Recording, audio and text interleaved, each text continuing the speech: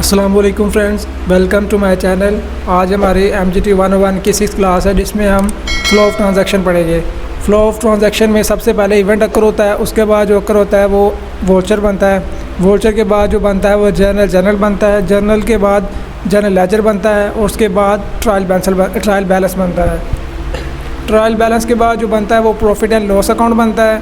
Profit and loss account के बाद जो बनता है वो हमारे पास आता है बैलेंस शीट। सबसे पहले इवेंट क्या होता है?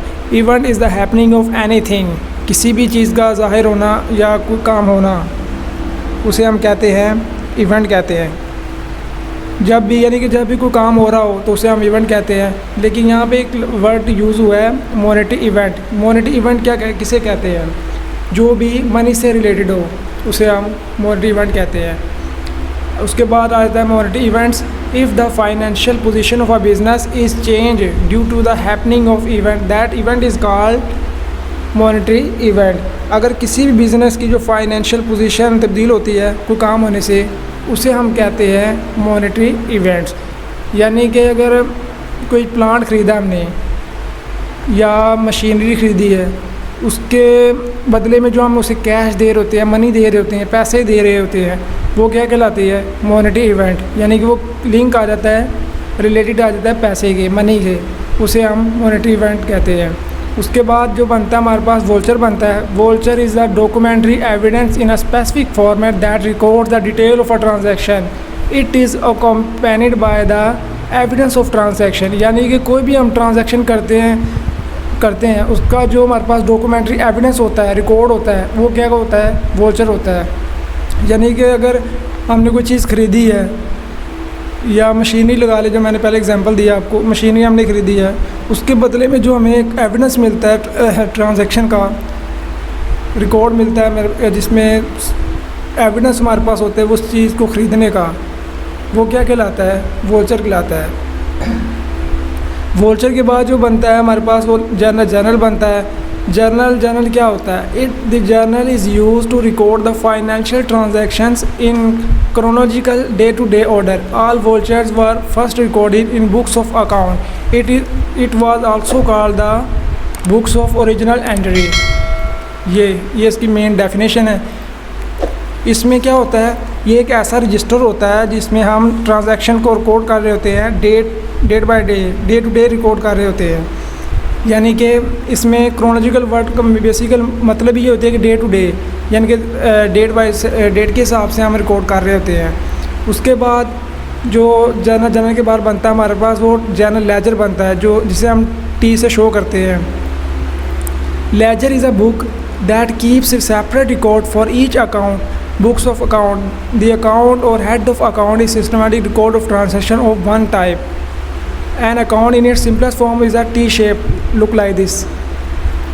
यानी कि लेजर एक ऐसा किताब है या ऐसा रजिस्टर है जिसमें हम हर अकाउंट को एक सेपरेट रिकॉर्ड कर रहे होते हैं। यानी कि अगर एक अकाउंट है उसमें हमने जो रिकॉर्ड करना है उसका लेफ़्ट साइड भी रिकॉर्ड करनी है और राइट साइड भी रिकॉर्ड करनी है। यानी कि उसका डेबिट साइड भी रिकॉर्ड करना है और क्रेडिट साइड भी। इसे टी नुमा शक्ल से रिप्रेजेंट किया जाता है, जिसमें एक साइड पे लेफ़्ट साइड पे होती है, दूसरी साइड पे राइट साइड होती है। लेफ़्ट साइड पे जो होता है वो डेबिट बैलेंस होता है, डेबिट साइड होती है, और राइट साइड पे क्रेडिट साइड होती है। यानी कि दोनों को हम रिकॉर्ड कर रहे होते हैं अलग-अलग। इसे हम कहते हैं लेजर। लेजर के बाद यहाँ पे कुछ चीज़ें दी हुई हैं इंफॉर्मेशन के तौर पर कि इसमें सबसे पहले टाइटल ऑफ अकाउंट आता है, फिर अकाउंट कोड नंबर लिखा जाता है, ट्रांजैक्शन लिखी जाती है, डेट की, किस डेट कोई ट्रांजैक्शन हुई है, वोचर नंबर लिखा होता है, नरेशन लिखी होती है, अमाउंट ऑफ ट्रांजैक्शन। ये सिंपल आपने पढ़ लेना है एक बार। उसके बाद ये नीचे उन्होंने टेबल बनाए हुए हैं, ये आपने देख लेने हैं, कोई इसमें इंपॉर्टेंट बात तो नहीं है, ये सिर्फ आपको समझाने के लिए उसने बना के दी हुई है बुक वाले ने। उसके बाद जो बनता है हमारे पास वो लेजर बैलेंस बनता है। लेजर बैलेंस किसे कहते हैं? जब हम कोई अकाउंट बना रहे होते हैं उसमें जो दो चीज़ें आती हैं, लेफ़्ट साइड और राइट साइड आती है, जिसमें डेबिट बैलेंस होता है और क्रेडिट बैलेंस होता है। ये डेबिट बैलेंस है और ये क्रेडिट बैलेंस है। इन दोनों का अगर हम डिफरेंस लेते हैं, यानी कि लेफ़्ट साइड का और राइट साइड का, तो क्या बनता है? बैलेंस बनता है, लेजर बैलेंस बनता है। बैलेंस में क्या होता है? यानी कि ये डिफरेंस यहाँ पे उसने डेफिनेशन बताई हुई है, the difference between the debit side and credit side known as balance. ये लेजर बैलेंस की डेफिनेशन है।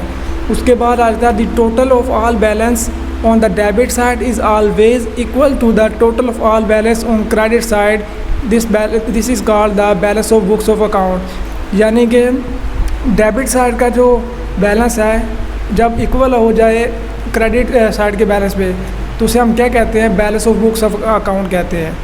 ये नीचे उन्होंने दिया होगा, ये टेबल में शो किया हो, यानी कि जिस तरह डेबिट साइड पे 1 लाख है, क्रेडिट साइड 1 लाख है, दोनों क्या हो गए, इक्वल हो गए हैं, तो ये हमारा कहलाता है लेजर बैलेंस।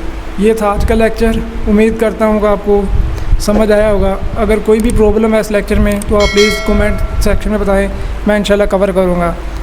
अगर वीडियो आपको अच्छी लगी है तो प्लीज़ मेरा चैनल को सब्सक्राइब करें ताकि हर आने वाली नई वीडियो आप तक पहुँच सके।